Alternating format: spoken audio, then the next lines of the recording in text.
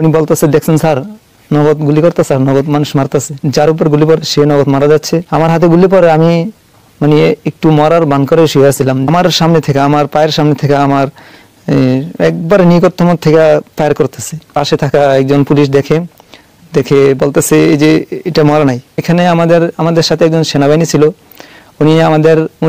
আমরা ছিলাম যে ইয়াটার ফ্লাইওভারের যে এটার এই পাশে ছিলাম। এই পাশে থাকার কারণে উনি সেনাবাহিনী ছিল আমাদের সামনে, আমরা এই দিকে মুখ করেছিলাম আর পুলিশ আমাদেরকে এই পিছন থেকে আক্রমণ করতেছিল। যার কারণে আমি পিছনের দিকে তাকাইতে পারতেছি না, মাথা উঠাতে পারতেছি না। মাথা উঠালে দেখা গেছে গুলি লাগতে পারে, যার কারণে আমি এইদিকে ফিরেছিলাম।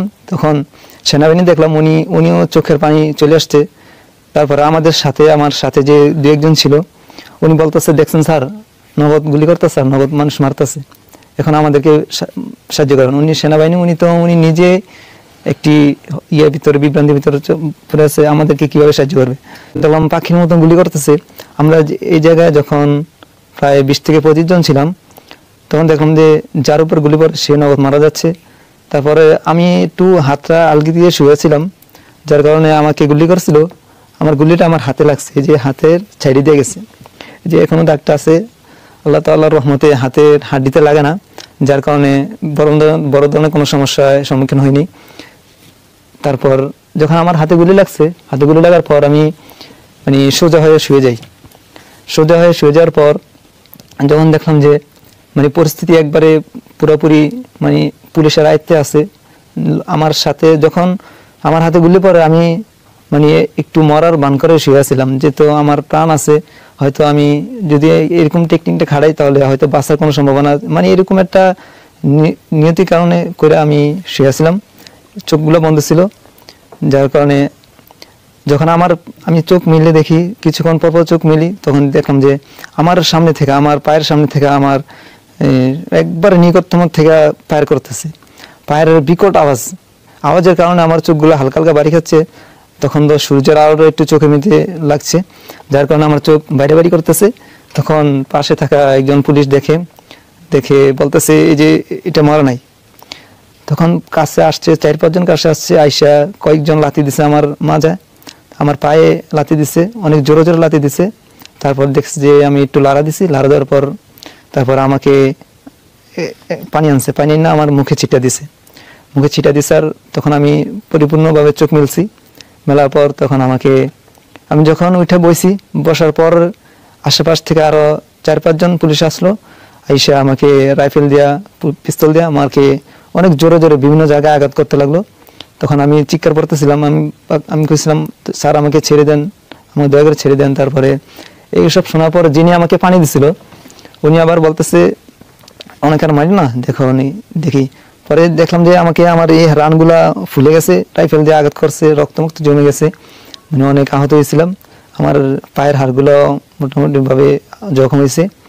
তারপরে আমাকে যখন পানি দিছিল, উনি আমাকে ওনাদের হাত থেকে বাঁচাই বলতেছে ওনাকে ছেড়ে দাও। এর আগে আমাকে যখন পার দিয়েছে রাইফেল দিয়ে, তখন আমাকে এই জায়গায় পার দিছিল। এই জায়গায় পার দেওয়ার কারণে আমার চোখটা ফুলে গেছিল, তখন এই জায়গায় ফেটে গেছে, এই আশেপাশে যা আছে সবগুলা জখম হয়েছে, আর নাকের এই জায়গাটা দাঁতগুলো সমস্যা হয়েছে। তখন আমার এই চোখ দেখি নাই, এই চোখ অন্ধ ছিল। তখন আমার যে ডান চোখ খোলা ছিল, তখন আমাকে বলতেছে, ওনাকে পুলিশটা বলতেছে যে পানি দিয়ে উঠেছে, উনি বলতেছে যে উনি যদি যাইতে পারে তাহলে ছেড়ে দাও। তখন যখন আমাকে এরকম ভাবে যখন উঠে ছেড়ে দিল, আমি যখন হাঁটাচ্ছিলাম উত্তর দিকে, তখন আমি তো ভাবছিলাম আমাকে পিছিয়ে দিয়ে গুলি করে হয়তো আমাকে মেরে ফেলবে। তখন আমি কোন রকম পায়েও তো হাঁটতে অনেক সমস্যা হচ্ছিল, পায়ে অনেক আঘাত করছিল। তারপরে চোখে দেখি নাই, এই চোখে রক্তাক্ত ছিল, এই চোখে হালকা হালকা দেখছিলাম। তারপর কোন রকম হাঁটতে আমি যখন ছাত্র জনতার কাছে যাই, ওনারা তখন আমাকে ধরাধরি করে, তখন আমাকে নিকটবর্তী এক হসপিটাল নিয়ে যায়। যখন আমি রাস্তা দিয়ে যাইতেছিলাম, তখন রাস্তার পাশে দেখলাম কয়েকজন ভাই আহত, গুলিবদ্ধ হয়ে রাস্তায় শুয়ে আছে, রাস্তার সাইডে শুয়ে আছে। তখন এক ভাই বলতেছে, ভাই এখন পুলিশরা কোথায় আছে? আমি কইছি, ভাই এখন ওঠেন না, যেখানে আসছেন আপনি সেখানে থাকেন, এখন যদি ওঠেন তাহলে আপনাকে দেখে নগদ মেরে ফেলতে পারে। তখন একজনকে আমি এটা বলেছিলাম। তখন আমি যখন ছাত্র জনতার কাছ থেকে গেলাম, তখন ছাত্র জনতা আমাকে দরাদরি করে নিকটতম হসপিটাল নিয়ে যায়। তখন যে আমার দিকে তাকায়, মানে এত হতভম্ব ভাবে তাকায়, মনে হচ্ছে আমার এই সাইড মনে হচ্ছে আমাকে আর আমার চোখে মনে হচ্ছে আমি আর দৃষ্টিশক্তি পাবো না, ফিরে পাবো না, এরকম ভাবে মানে এরকম ভয়ঙ্কর ভাবে তাকায়। মনে আমি অনেক পেরেশানি ছিলাম ওই সময়, ওনাদের তাকানি দেখে আমি আরো আতঙ্কিত ছিলাম।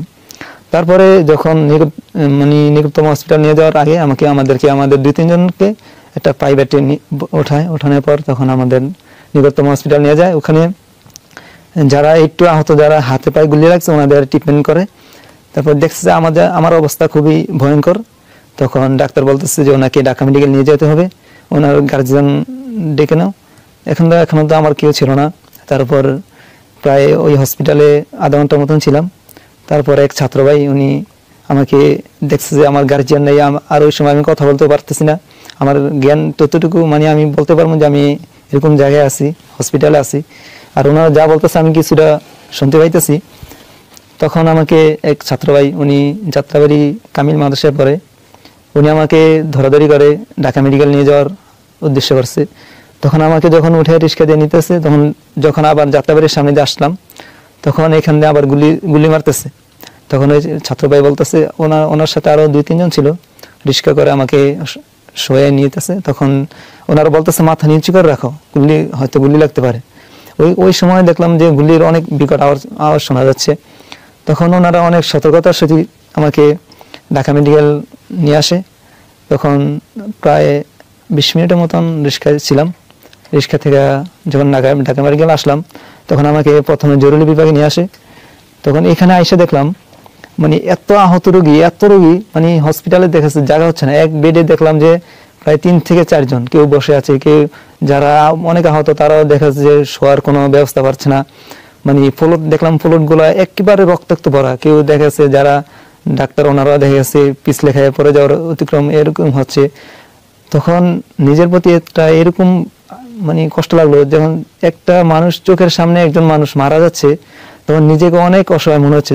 যখন ঢাকা মেডিকেল গেলাম, তখন দেখলাম যে আমার চোখের সামনে আমার ভাই রক্তাক্ত, মানে যাদের পেটে মাথায় গুলি লাগছে, তারা তো দেখলাম যে অনেকেই মানে ঢাকা মেডিকেল সাথে সাথে প্রাণ হারাচ্ছে।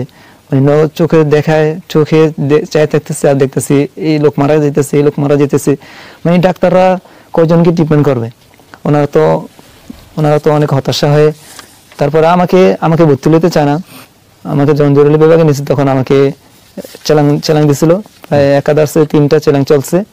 তারপরে আমি যে বেডে বসারও জায়গা ছিল না, এত রোগী ছিল।